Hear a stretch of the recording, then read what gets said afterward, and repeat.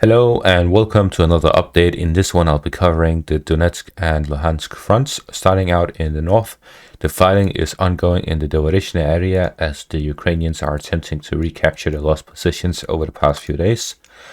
However, the Russians have since then reacted and sent reinforcements and have now dug onto the ground to hold the line and prevent a Ukrainian advance. Further south in the area of Stilmahivka and Andrivka, the Russians are attempting to counterattack and achieve some ground, reaching the river line here to set up a proper defensive position.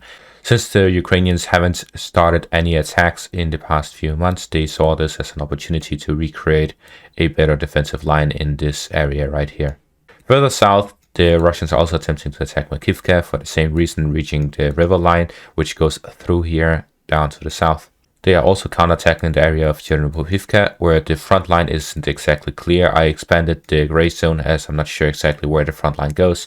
However, it is somewhere in this area that the fighting is ongoing. And finally, in the southern area of Luhansk, the Ukrainians are continuing their attacks on Dubrova to try and capture the last village that stands between the Ukrainian positions and Kreminna. Further south in the area of Soledar, the fighting is ongoing, especially here in Bakhmut, where there is heavy and intense urban warfare ongoing. As for Bakhmut itself, the Russians are attempting to continue their advances here to the northern area of the residential area, where they're trying to capture this university that is in the northern area, and there's heavy fighting ongoing in this district. Further south in the area of Opitne, the fighting is also ongoing as the Wagner PMC attempts to advance further into Bakhmut from the south, as well as in the area of Klishchivka. Both sides are still ongoing as the Russian side is trying to attack Klishchivka from the two sides.